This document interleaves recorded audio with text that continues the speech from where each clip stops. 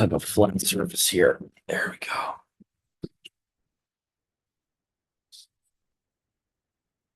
All right. Okay, we're about to be live here. All right, let's close that window out because that's going to give me a background noise. Okay. Shalom, everyone. Shabbat shalom. I'm Brother Doug. And with my mom's sister Sharon right next to me tonight, we got Sister Shoshana, Sister Marissa, Brother Dennis as well. We're going to be continuing this study that we started, I would say, almost a whole month ago. I changed the name of it just to make it easier for people to find. So this is going to be called Added Manuscript Proof of the LXX Supremacy. And what do I mean by that? I mean that when we look at all the versions of the Tanakh, whether it was the Samaritan Torah, whether it's the Targums, whether it's the Peshitta, Vulgate, all these other manuscripts are added witnesses. They're added proofs of the Septuagint supremacy to the Masoretic text. And so if you guys are interested, we do have a playlist. We've done already 5 parts already. This past new moon, this past month for March was literally part 4, I believe. And then, or no, actually that was part 5. So right now, this is going to be part 6. Let me just get this document up, guys, so you can see some of the scriptures we're going to be going through real quick. So let's see here. So areas. Okay. Here we go. So for some reason that is in my background. I don't know why. Could have swore I closed that out before. Okay. All right. So here we go. Here's the doc. Part 1 we did. Part 2 we did. 3, 4, 5 was last week. This was last week's. All right, here we go. We're going to start off with this week. I'm wondering, did we already do? I don't think we did. Okay, but we're going to go start with, guys, Leviticus 25:10. Mom, why don't you start us off while I get the scriptures on the screen here? Leviticus? Yeah. I'm sorry, what was the chapter again? Leviticus, I believe, 25:10. Okay. Yeah. Okay.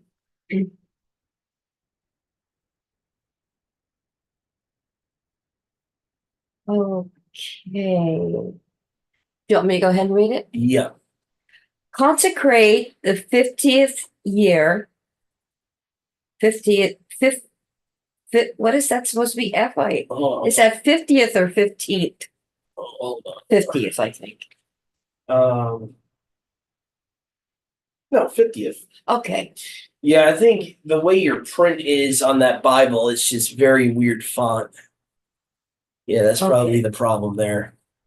Consecrate the 50th year and proclaim liberty throughout the land to all the inhabitants. It shall be a jubilee for you. Each one of you is to return to his family, property, and each to his own clan.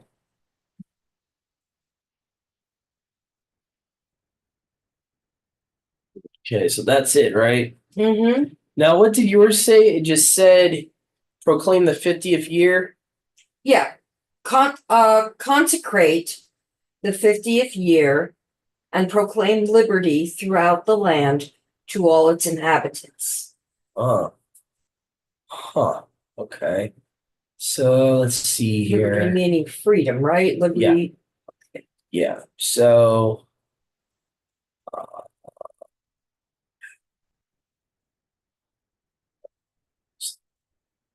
let me see here. Let me just bear with me, guys, for a second. So I got to reinstall this program real quick.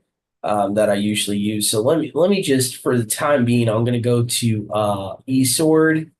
We're going to look at the difference here. So I could use, I think, the parallel option here. Okay. So we're going to go to Leviticus 25. Okay, so 25:10. So let me just make sure you guys are seeing this on the screen. So I got a version of the LXX to the right, Sefer to the left for comparison here. Okay. And most translations are going to read how the Sefer reads, so it really doesn't matter. You shall set apart the 50th year and proclaim freedom.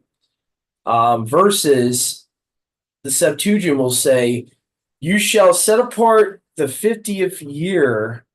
You shall set apart the year, the 50th year, and you shall proclaim a release upon the land, all that inhabit it. It shall be given a year of release. Now, this is where they leave out something. It says it further on says it shall be given a year of release. The Masoretic does not have year of release there, which is very weird. It just says a jubilee. So I guess you could argue, well, the Masoretic is more a literal word for word. Septuagint is a paraphrase. That's very possible. But also, I find it very weird that it also says proclaim liberty, proclaim release upon the land seems a little bit more specific in the Septuagint in the first part. And so that's what we're looking at in differences here is release versus freedom. Even though release is a freedom, it's a particular type of freedom. It's a release from debts. It's a release from either debt of land or debt to your brother and sister. A lot of the times the Jubilee year, the year of release would actually be the year that you're supposed to release your Hebrew brother or sister that have become household servants. So this is why it's important. And just to show you something interesting, we have the let's see here where I have the Vulgate here. As an added witness here, we have the Vulgate, which says, "You shall set apart the 50th year. You shall proclaim a remission for all the inhabitants of the land." Now, remission and release are very similar. And if you actually look up the origin of the word remission, even though it a lot of the times it refers to sin, it can also refer to freedom or release. So the Vulgate seems to side more with the Septuagint in that particular verse. It says there shall be a remission for all the inhabitants of your land. So the problem is when you just say freedom, people are probably thinking just, well, they're free from being servants, but it's much more than that. It's that you're free of any debt, you're free of any type of debt or any type of thing you owed to your brother or sister. Not just land, but like anything. So say a brother or sister borrows something from me, or they ask money from me and they say they're going to pay me back. If the year of release hits, whether it's been a full 7 years or 50 years, I'm still supposed to just let the debt go. It's done. Mm-hmm. Now, just want to iterate that is only for believers. If a non-believer owes you and the Jubilee is coming up, it is not a sin to still require they pay you. That's the difference. I know some people, they get confused because they see in Matthew 5 what Yahusha says, but Yahusha can't contradict himself. He can't contradict what the word is. And if he's the living word, that means he's Leviticus 25 as well. So he can't contradict himself. He's obviously talking about a certain context. Mm-hmm. He's not talking about if someone has taken out a loan from you. He's not talking about that. And even if he is, when you look at the context, the prior couple of verses, he's talking about persecution, what you're supposed to do, give your garments up, this and that, in the context of persecution. Then he's talking about whatever someone asks of you, give it to them. he's not talking about it in an everyday context. So I would respectfully disagree with those that would say that Matthew 5 trumps Leviticus 25. It doesn't. It doesn't. Doug, you So, were frozen for a oh, couple of minutes there. I'm sorry. I know you didn't know it, but we couldn't hear a word for about 2 or 3 minutes, I guess. It Huh. was on time. Huh. Okay. Mhm. It's weird because I'm not seeing that from my side, so that's very interesting. Okay. Usually I can see it when I start like buffering out or whatever. But all I was trying to say, I guess, is that Leviticus 25 is not done away with. Um, we were only required to basically release debt to our fellow brother and sister. And I don't think Yahusha is doing away with that in Matthew 5, I guess is my point. He can't do that. For him to be the Messiah, and to be a true prophet and the Messiah, he could not preach another law. He could not preach another message. So for those that want to say that, because I know there's going to be people, there's going to be, whether Christian or whatever, they're going to comment, oh, well, he said, you give without expecting anything back and not looking at the whole context of the chapter. So anyway, so that's just what I wanted to say about that. Because if you're going to go with that interpretation, you got to throw out the whole Old Testament. You got to throw out everything in the Old Testament about the year of release, about the Jubilee year, the seventh year. You got to throw out everything about that because Yahuwah makes it very clear that that when we're talking about do not expect anything in return, the only time that would happen would be the year of release. That in your everyday life that that you could apply that because once the year of release happened, there is no debt.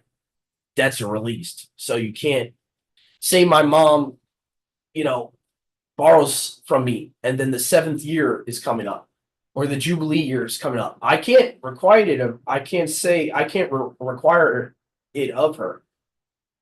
And Yahuwah even warned them of that. I forget if it's same chapter, Leviticus 25 or Deuteronomy somewhere, but it talks about don't have a thought of wickedness come into your heart about that.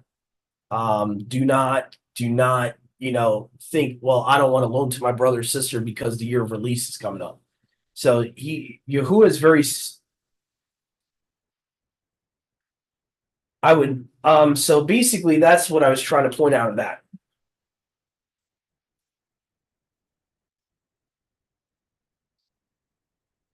So let me see here. Anyway, Leviticus 26:37. There's a little difference here in part 6 here. Okay. So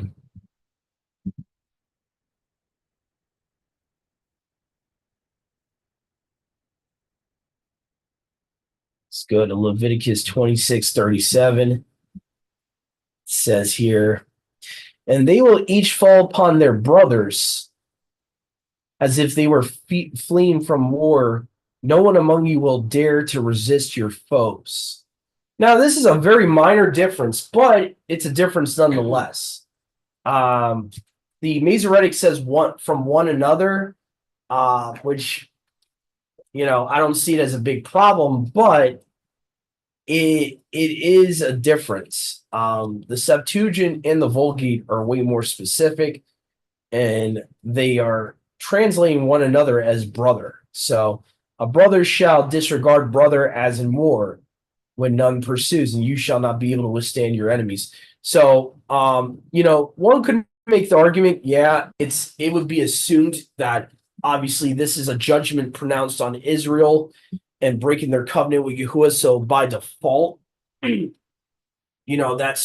who it would be talking about, like Israelites.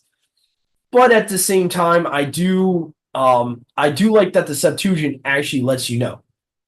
It lets you know the context there. And so does the Vulgate. So that's just another difference there. that they have against the Masoretic. So now here's an interesting thing here is in Leviticus 26:41, same chapter now, but at verse 41.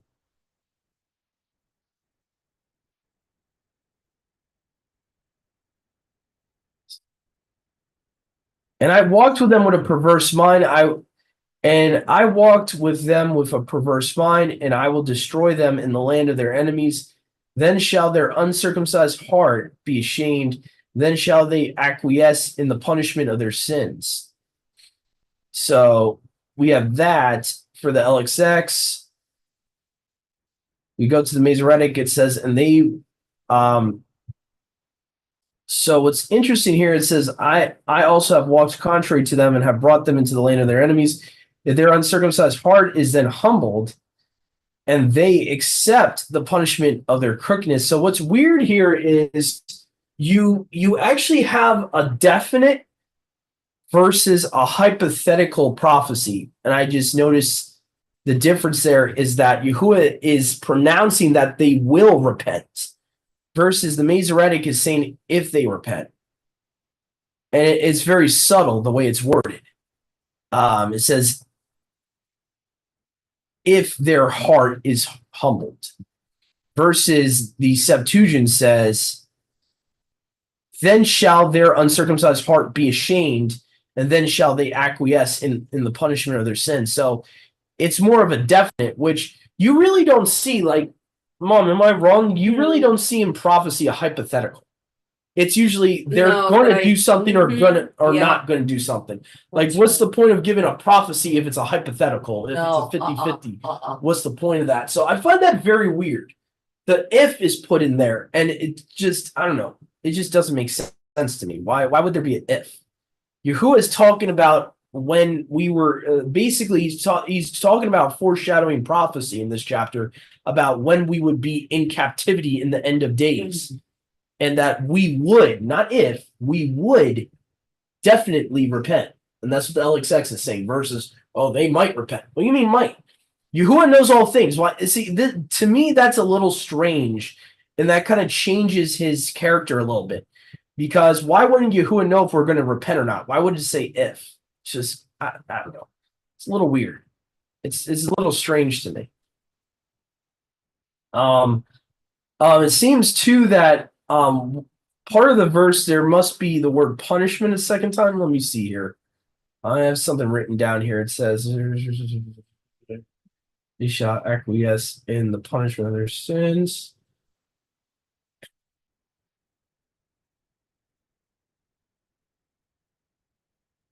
No, I think that's a wrong bullet point there. The actual difference is if. So I'm going to put lax if.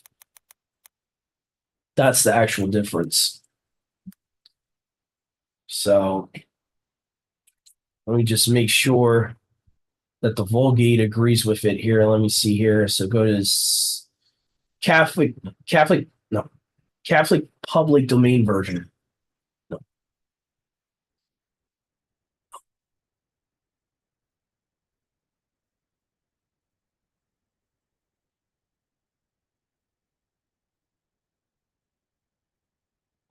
Let me see here. CBV.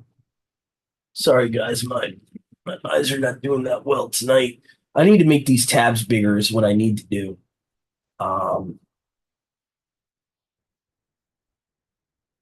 Heck. Okay, there we go.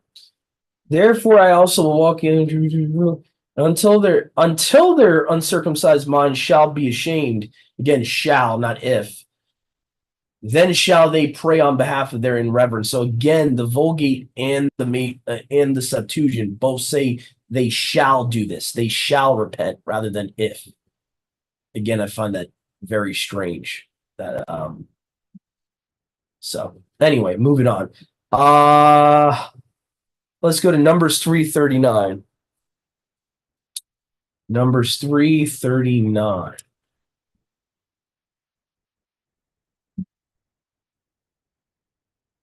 All the Levites whom Moshe and Aaron numbered by their families according to the precept of Yahuwah of the male gender from 1 month and above were 22,000. Okay, so what I think is missing here, if I'm not mistaken, I wonder why I have this down because it doesn't look like there's a difference here. Mouth of Yahuwah. Okay, so mouth. Oh, okay, that's a very nah. That's not really a difference. Mouth word. Okay, that's yeah. We'll just get rid of that one. That's not a big difference there. Um, yeah. So I'll get rid of that one. That's not a huge difference. Okay, fast forward here. Numbers 25:17. The LXX and Vulgate both have the phrase as enemies. Okay, so Numbers 25:17.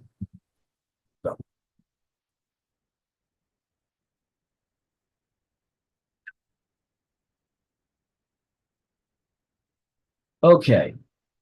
Plague the Midianites as enemies and smite them. So what's interesting here is when we look at the LXX version, it says, plague the Midianites as enemies and smite them.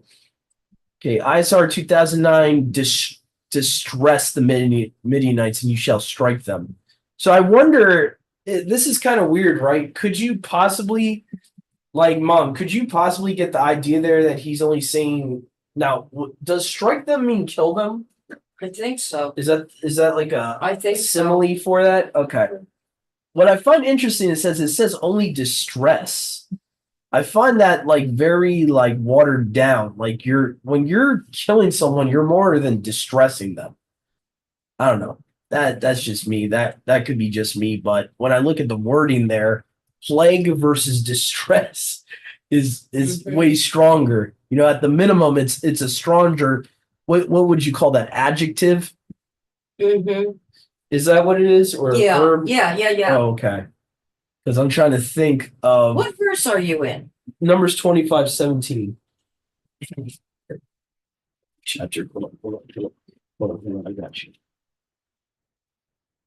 Oh, wait. 25:17. So 14. Treat the Midianites as enemies and kill them. See mine. So the NIV of my mom's NIV agrees with the Septuagint and the Vulgate. Sometimes the NIV will actually use they will consult with the Septuagint. Let the Midianites perceive you as enemies is how the Vulgate puts it, and strike them down. For some reason the Masoretic says to distress them. That's weird to me. I mean, I think of being, slaughtered, especially in the context of genocide. You're doing more of genocide. It's way more than distressing a people. You're utterly wiping them out. I mean, that's a plague. Okay, That's right. it makes way more sense that the LXX says plague. I don't know, distress. I don't know. That seems a little watered down. I don't know.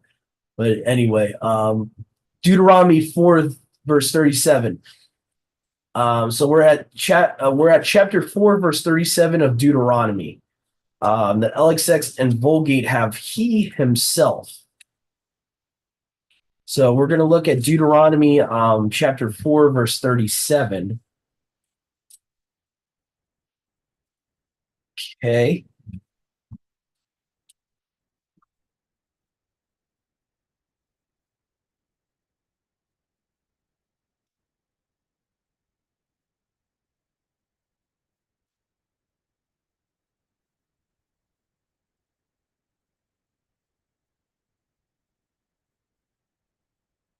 Because he loved your fathers, he also chose you, their seed after them, and he brought you himself with his great strength out of Egypt. Now, just for a little note here, for interesting tidbit here, this is actually a oneness verse that you can use because in Judges chapter 2, I believe, Yahusha, as the messenger of Yahuwah, says he brought them out of Egypt. So I'm going to write that down. Deuteronomy 4:37 and Judges chapter 2.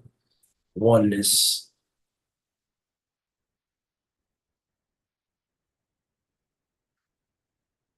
Okay, so it says, because he loved your fathers, he also chose you, your seed after them, and he brought you himself with his great strength out of Egypt. Yeah, here is the Kabbalism here. Here we go. His presence. I mean, this is just obvious what they're trying to do here. They're trying to say with his presence. And for those that don't know, I recommend you guys really look into this belief system a lot of these rabbis have, is that they didn't post Yahusha, post his resurrection and ascension, they did not believe that the messenger of Yahuwah was the Father. So they would start adding in phrases like with his presence, the angel of his presence. They would start basically trying to put Metatron in the text, basically, is what they're doing here. They're trying to add this angel Metatron that's in their Kabbalistic traditions, that he was used to bring them into Egypt and, all that. And you can look it up for yourself. Metatron didn't even exist in their traditions until I forget if it's close to the Middle Ages or something like that. It was a very late Zoharistic theology. But unfortunately, possibly the Metatron tradition might have been around the time of the Masoretes, because the Masoretes, they made the Masoretic text somewhere between 9th and 10th century AD. So you're talking about close to 1000 AD.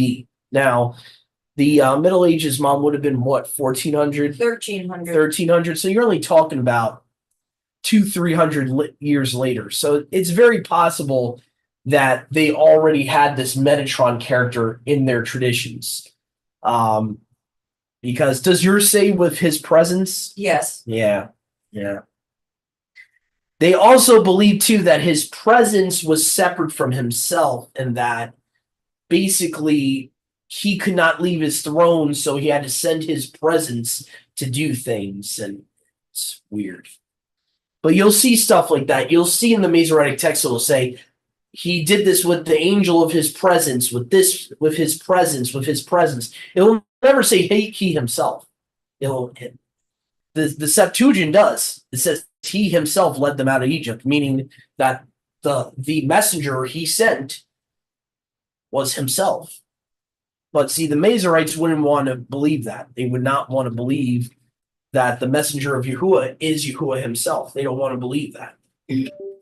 So hence why they add in his presence.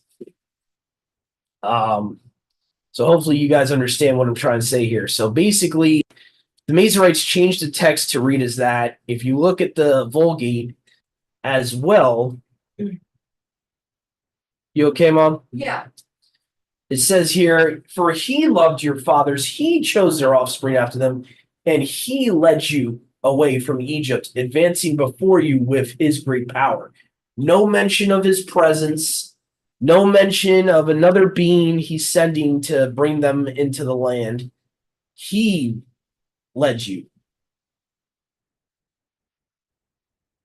So again, he himself, both the Vulgate and the Septuagint. What I'm kind of curious is when this tradition actually started in these manuscripts. Let me just see something really quick.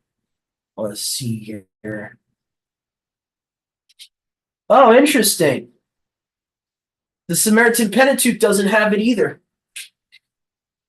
So as late as 1 BC, or not 1 BC, 100 BC, you have 3 different manuscripts that don't have presence. Says it right here. He says, he chose their seed after them and brought you it out in his sight with his mighty power. So now you have 3 different manuscripts that predate the Masoretic text that don't use the phrase his presence. Yeah, very strange. So I guess we could conclude that possibly that addition of that word did not come into the text probably until the late AD time period, possibly at least 7th to 8th century, possibly AD. So anyway, so this is why we do these types of studies. So anyway, so that was Deuteronomy 4:37. Deuteronomy 6:25, LXX merciful. So we're going to look at this. This is another topic here where sometimes the Masoretic text will try to promote like a works-based theology. And I'm going to show you guys what I'm talking about here. It's very subtle. It's Deuteronomy 6, verse 25. Now here, the Masoretic will say, and it is righteousness for us when we guard to do all the commands before Yahuwah our Elohim, as he has commanded us. The problem with this is this would lead the reader to believe that your works, your works, just you guarding his law is giving you righteousness.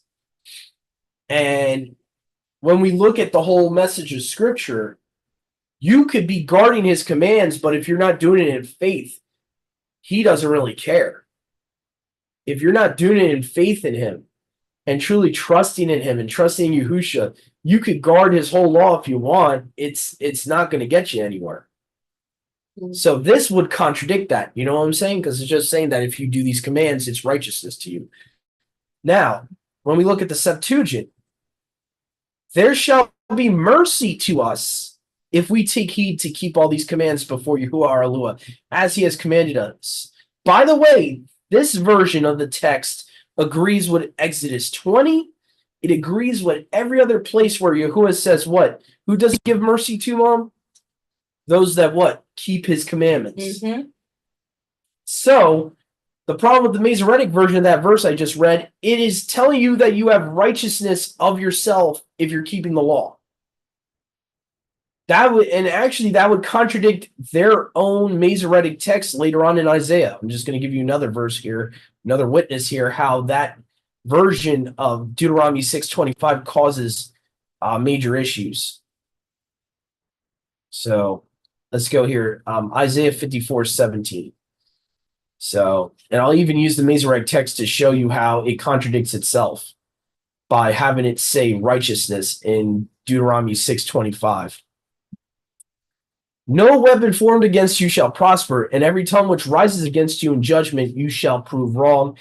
This is the inheritance of the servants of Yahuwah, and their righteousness is from me, declares Yahuwah. So meaning that your righteousness is not in your physical works, it's not in your human effort, it's from him.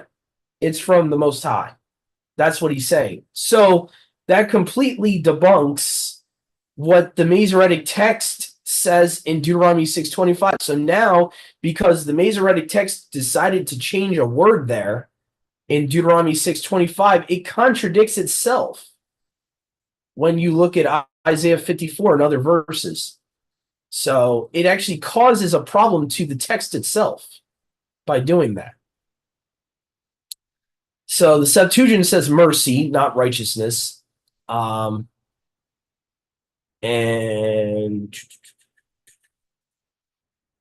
so does the Vulgate, by the way. He will be merciful to us if we keep and perform all his precepts.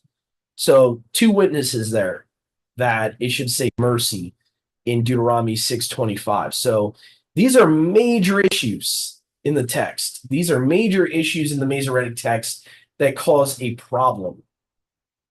It caused a theological issue. All right, so the next one we have is, I don't know why this is not working here. It's weird. Is my battery dying? No.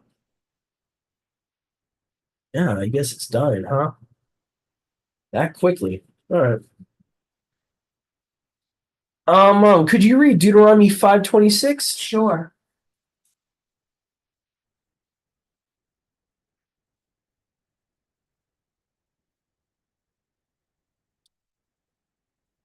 Okay. And read your version. Okay. Let's see what it says. All right. For what mortal man has ever heard the voice of the living Elohim speaking out of fire, as we have and survived? So it says the voice of what? Elohim, that's it, right? Of the living Elohim. Yeah. Really? Yours says living, huh? Mm-hmm. Interesting. NIV again is using either the Septuagint or the Samaritan Torah because both have the phrase the living in it. Now, the Masoretic text doesn't. I'm going to show you guys. And this is why, honestly, I know a lot of people out there are like, oh, the NIV is such a bad translation. For certain things, I don't like the NIV.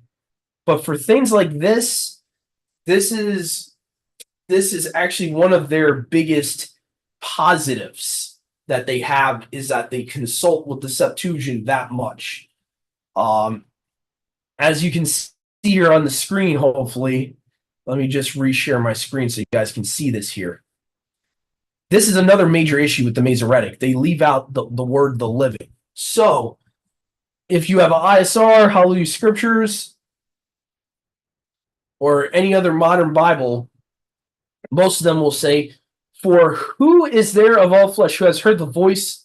Oh, okay, so all right, I'm getting my verses wrong here. Okay. There was another one that was similar to this in chapter 4. That's where I confused. My bad, guys. That's my fault. So yeah, because there's one from I think Deuteronomy 4:33 that says the same thing, that the Masoretic in that one does not have the living. So that's my fault for confusing that.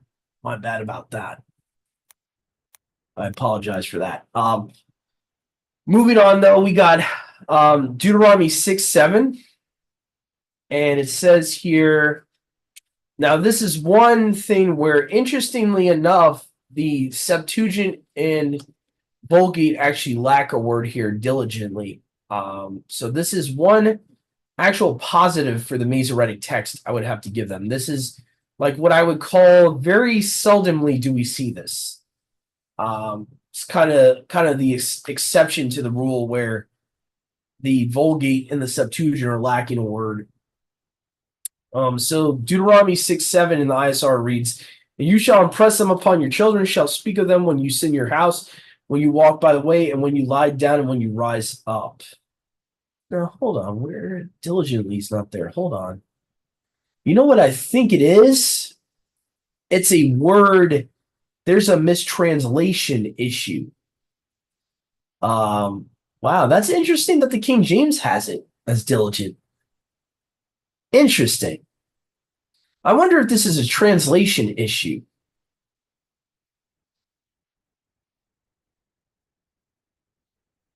Now, the Septuagint definitely seems to lack this word, or at least that it's a different word that means to instruct.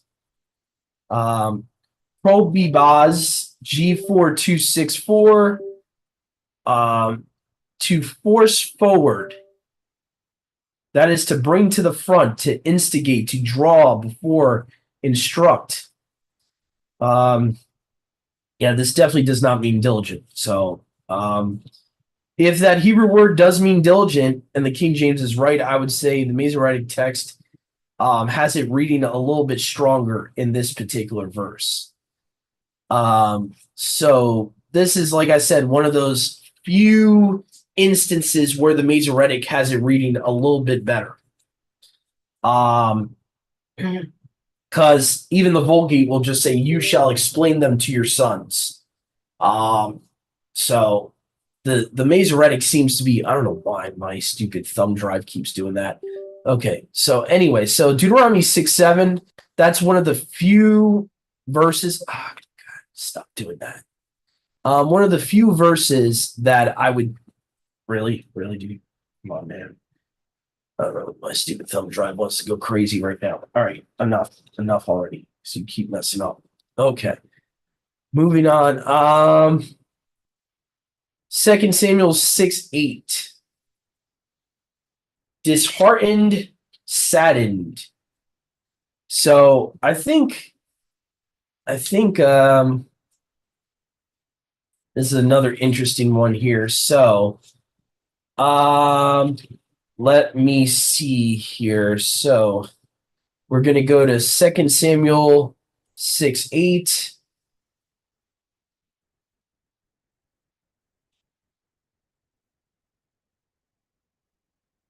Then Daud was saddened because Yahuwah had struck Uzzah, and the name of that place was called the striking of Uzzah, even to this day. Now this is kind of like a rehashing because we read this chapter last week, right?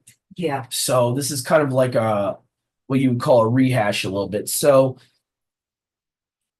and obviously this makes way more sense with the narrative. The other narrative is, from the Masoretic text would be David was angry at Yahuwah, which makes zero sense. Mhm. And even the ISR says David was displeased because Yahuwah had broken out against Uzzah. So now the Masoretic text would have you believe that David's like, angry at Yahuwah for this, Mhm. even though Yahuwah warned them, don't let anyone touch the ark. So it makes zero sense for David to be mad there, and for the Masoretic to change dispirited or afraid to displeased makes zero sense. And see here. So, and then the Vulgate also agrees with the Septuagint here. David was saddened because Yahuwah had struck Uzzah. So it was like David was like fearful, afraid, saddened. He was not angry at Yahuwah. Mhm. So Genesis 46:1. Okay. Mom, would you like to read? Sure.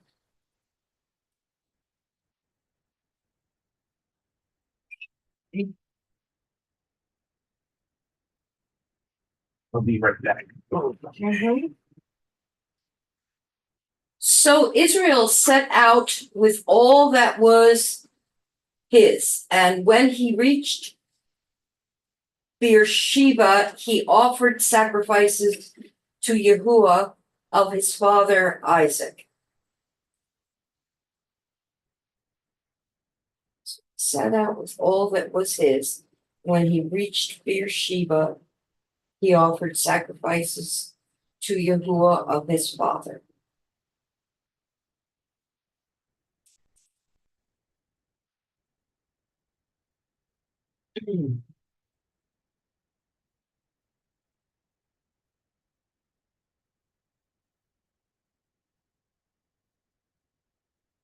Pretty straightforward, right? I mean, there doesn't seem to be. I don't know if what the point was that Doug had to make, but he'll be back shortly.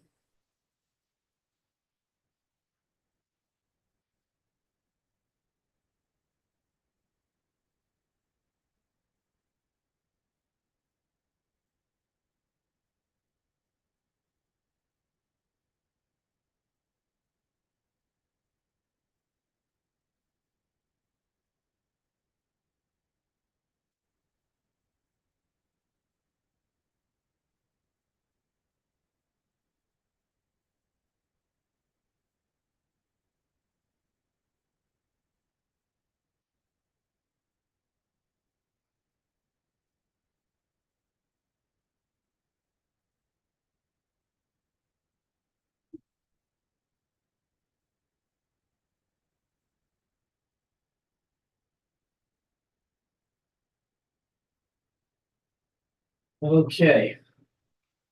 So what does your verse say again? It said, so Israel set out with all that was his, and when he reached Beersheba, he offered sacrifices to Yahuwah of his father Isaac. Okay. So the Elohim of his father. Okay. Okay. So this is a very subtle, really subtle difference. Let's just see here. So 46 verse 1. Now, what well does it say it was by? Doesn't. Huh. When he reached Beersheba, he offered sacrifices to. Oh, there we go. There's the well. Okay, Beersheba. Oh. Now, what's interesting? Okay. What's interesting there is that it doesn't mention a well, but we see in the Septuagint and the Vulgate it says well of the oath. So Beersheba must have been where the well of the oath was. Now, what's interesting though is that the Septuagint and the Vulgate tell you that's where it is. Mhm. So that's the main difference there. We have it in Genesis 46, verse 1. Okay. Now dropping down to verse 15 in that same chapter, Genesis 46:15. Okay. These are the sons of Leah, whom she bore along with his daughter Dinah in Mesopotamia of Syria. All the souls of her sons and daughters were 33. So we have the Vulgate and the Septuagint saying that these sons were born to Leah in Mesopotamia of Assyria. Now, what's interesting is I think the ISR will say that the Masoretic will say Padan Aram, which I think is very similar. Padan Aram would be Aramea. So the Arameans and the Assyrians were very close geographically. But it is a difference. And it's weird too, because I don't think Aramea and Syria were the same place. I do think their cultures intertwined, but they weren't the same exact country. As far as I recollect. Because the weird thing is that the Arameans, their dialect was Aramaic, and later on it gets identified as the same as Syriac, supposedly. So, like the cultures of Assyria and Aramea and Babylon get all intertwined together. Possibly that's why the Septuagint says Mesopotamia of Syria, which what's interesting too is Mesopotamia is the whole region. Mesopotamia would include Assyria, Babylon, Chaldea, all those places that Nimrod founded or took over. So that is where Mesopotamia is. So, let's see here. Now we have Exodus 3:8. Let's see here. Let's see if we can get a new reader for these last couple. Let's see here. Brother Dennis, if you would like to, could you possibly read Exodus 3:8 for us? He's asked you to read. Oh, Exodus. What was that? Exodus chapter 3, verse 8. Oh, okay. Exodus 3, verse 8. All right.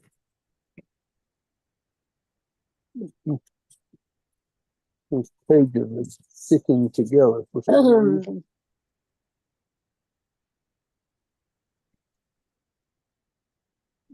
Just get it on here. Exodus 3, verse 8. And I have come down to deliver them from the hand of the Mitzrites, and to bring them up from this land to a tube and spacious land, to a land flowing with milk and honey, to the place of the Canaanites and the Hittites and the Amorites and the Perizzites and the Hivites and the Jebusites. All them sites. Yeah, sight to behold, huh? Now, open book test, is that all of them? That's How many tribes originally did he dispossess? Or he was told them he was going to dispossess? oh wow. A lot of them. 3, Eh, Most of I'll them give would you I'll give you a hint. One's missing. It starts with a G. the other side. Girgashites. Yeah, Gurgles. Gurgles. Yeah, yeah. So when you go to the Septuagint, the Bretons here, how I have it on the screen, says, into the land flowing with milk and honey, into the place of the Canaanites, Hittites 2, Amorites 3, Perizzites 4, Girgashites 5, Hivites, Jebusites. So for Yeah. whatever reason, the Masorites decide to take out Girgashites in certain passages. That's it. Hmm. Did you know there's a guy whose name's David Gergen, of all things? Yeah, he would go to Bohemian Grove, Well, and we he know all told about that place. and he told Alex Jones how much he enjoyed going to Bohemian Grove. David Gergen. Hmm. Just an observance. Gurgicide, huh? Yeah. Yeah. Yeah. Yeah. And I can't find a reason why they would take this out. It seems like they didn't take it out until the time either of the 3rd century AD or when the Masorites came about, because two of the oldest we have sources have it there. The Samaritan Torah has it, and the Septuagint have it. So anything that's, I guess, somewhere between 100 BC and 300 AD, somewhere around that time period, that was omitted from the text in that verse. Canaanites and I know. Yeah. I think Canaanites were they were descended from the giants. Yeah. I think all these actually were, because when you go to Numbers 13 or 15, it mentions all them being basically of the same lineage, like the Anakites are of the same lineage. Mhm. All of them are the descendants of Canaan. It's just that for some reason the Canaanites are the only ones that have Canaan's name in them, but the rest of them are like relatives, they're brothers, all these tribes. So they're the only explanation I know why it's omitted there, the people would claim, is that they were already dead at this point. Someone would claim that they're already, wiped out by the time Exodus 3:8 comes around, which doesn't make any sense to me. Because No. unless they're writing Exodus by the time they're in Joshua's like generation, it wouldn't make any sense for that to happen. So, but they probably had some type of reason, some reason to hide the Girgashites in certain verses. But yeah, the Samaritan Pentateuch has Girgashites in this verse, and so does the LXX. So yeah, so the most earliest copies of the Tanakh have it in there. Interesting. Yeah, yeah, and I think the Samaritan Torah would have been as late as 100 BC, so you still have it in there going into almost the 1st century AD. So yeah, let me see here. So also verse 17, yeah. So there, it's omitted again in verse 17. So let me go there too. So not just once in this chapter, but 2 times in this chapter. Yes. So it says here, and I say I'm bringing you up out of the affliction of Egypt to the land of the Canaanite, Hittite 2, Amorite 3, Perizzite 4, Hivite 5, Jebusite 6, to the land flowing with milk and honey. So you have only 6 tribes, and the Septuagint has Girgashites here, making it 7. And so does the where's the SPE here, Samaritan Pentateuch? Yep, Girgashites. So again, you have it twice that word has been taken out. My assumption is that I guess they wanted people to believe that that tribe was already wiped out at that time. That would be my assumption why they would take it out. That's the only reason I could think why they would want to do that. This is a big difference here. we're going to get to Exodus 4 here with the narrative of what's her name, Zipporah, and how the Mazarites make Zipporah look like a what would be the word I'm looking for? A spiteful wife. Hmm. The way the Mazarites make her look like in Exodus 4:24, it's like, oh, you're a bloody husband to me. Just doesn't make any sense. So I'm going to show you what I'm talking about here. So it says here, also another thing I noticed even before we get to that in this chapter, the Mazarites changed messenger of Yahuwah to Yahuwah. So they're also trying to take away the idea that Malak Yahuwah is Yahuwah. Okay. And He said changed. so they changed verse 24 to Yahuwah, where in the Septuagint it says, and it came to pass that the messenger of Yahuwah met him by the way in the inn. And let me see here. I think the second witness to this is the Targum on Kalos has the messenger of Yahuwah instead of just Yahuwah. So it seems like they were trying to take away the idea that Yahusha pre-incarnate was the one that actually went to Masha and was ready to kill him because um he didn't circumcise Gershom. So that verse has been changed. Trying to see where's the other verse here. Here's the next verse where it's even worse. It says, then Zipporah took a sharp stone and cut off the foreskin of her son, cast it at his feet, and said, surely you're a bloody man to me, or husband. The majority of the other manuscripts will say something different. The Septuagint will say, oh, go ahead, brother. Yeah, bridegroom of blood to me. Yeah. The Septuagint says, the blood of the circumcision of my son is staunched. Now, staunched, I think the Greek word for staunched here, I think, has something to do with atonement, if I'm not mistaken. Let's see here. Yes, stopped. Okay, so this would mean that it stopped the death of her husband, like it atoned for her husband. Which actually all the Targums say that. They literally word it as atonement in this verse. So the major difference is this is actually foreshadowing the sacrifice of Yahusha, that by his blood our sins were atoned for. And so I think the Mazarites in both verse 24 and 25 were trying to take Yahusha out of the text. They took out the word Malak, as you could see there. The Septuagint has Malak Yahuwah there. By the way, the reason I read it as Malak Yahuwah and not Malak of, the word of in our English Bibles is not there in the Greek or the Hebrew when it's talking about Yahusha pre-incarnate, there's no of. And I'll just show you what I'm talking about here. If I go back to here, verse 24.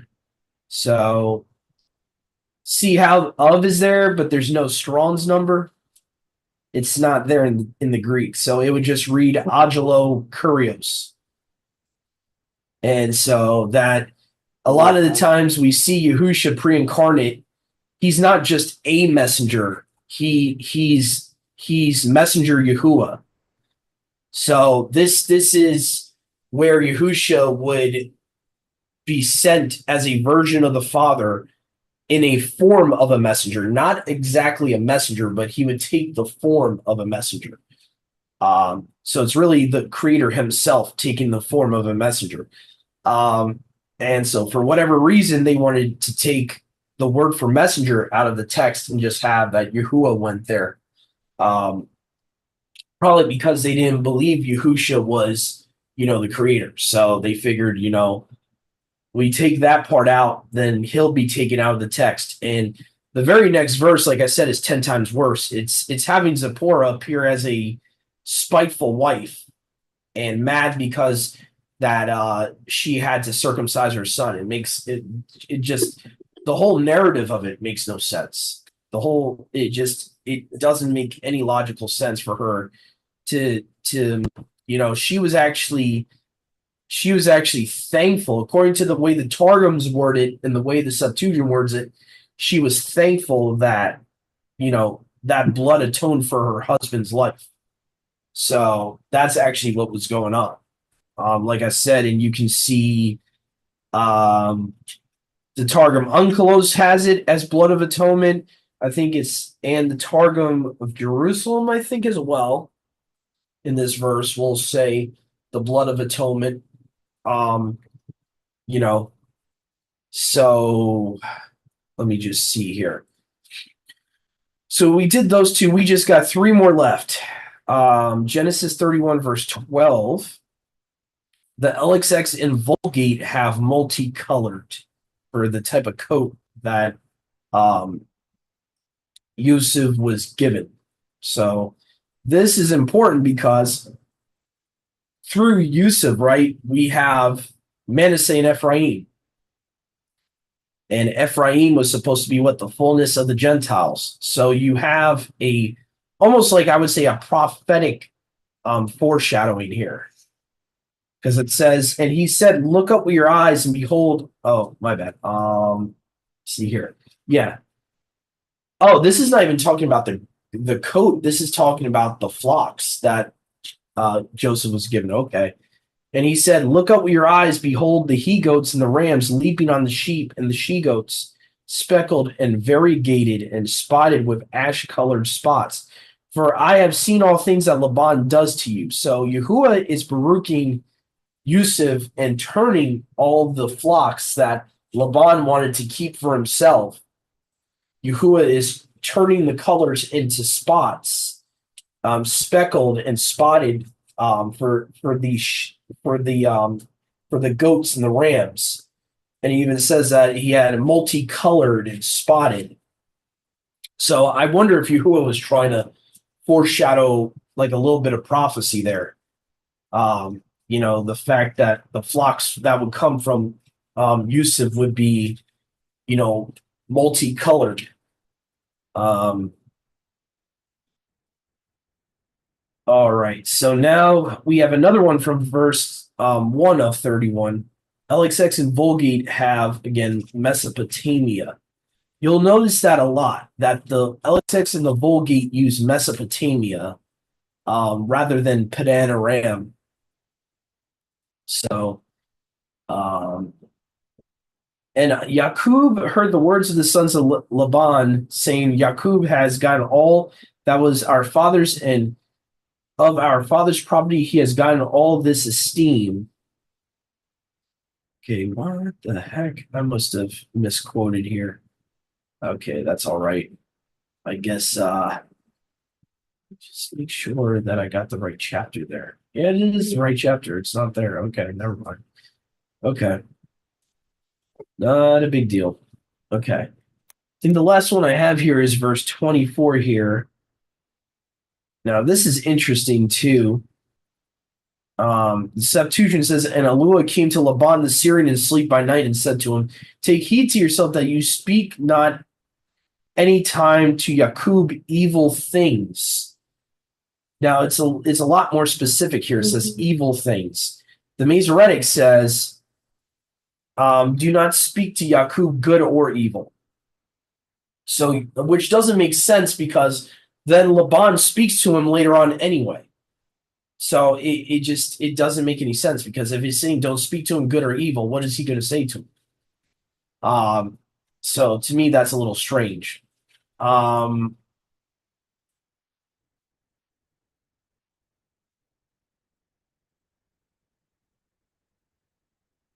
So again, it says in the Vulgate for second witness, beware that you do not speak anything harsh against Yaqub. Okay, so again, the Vulgate is agreeing with the Septuagint. He's coming to him in a dream to Laban and telling him, don't speak any evil things against Yaqub. So, which makes 10 times more sense. So that's pretty much it for part 6. Hopefully this was a very edifying study for you guys. Hopefully you got a lot out of it. But this is just a taste of all of the witnesses that we're seeing here from these earlier manuscripts and how there are earlier versions, purer versions of his word out there. You just got to look for them. So just this is a study meant for those that really have been in the walk for a while, but are just trying to test what they believe and make sure what they believe is from Yahuwah's word and not tradition of men. So I would say the biggest differences, obviously, we've seen tonight is the Zipporah thing. Them trying to add in from his presence, he led them into Egypt. We see like Kabbalism starting to creep in to the Masoretic text. So again, for those out there that think I'm crazy when I say that the Masoretes were these Kabbalistic rabbis that wanted to take Yahusha out of the text, you guys just got a little sample tonight of proof of that. And again, so anyway, and also if you guys are interested, if you're interested in the differences in the messianic prophecies and stuff like that, I recommend a study. I think I'll even link that study up here. It's called Conspiracy to Remove Yahusha from Prophecy. It's a great study going deep into these differences and showing how these Masoretic scribes were trying to take away anything that had to do with Yahusha. And there was very few things that was left in there that could show you, who the Messiah was going to be. By the time the Masoretic text came out, there was very few things in their version that you could pull from, from the prophecies. So yeah. So all right. Have a great rest of your night, everyone. All of our brothers and sisters in Yahuwah and Yahusha. Have a great rest of your Shabbat and see you next time.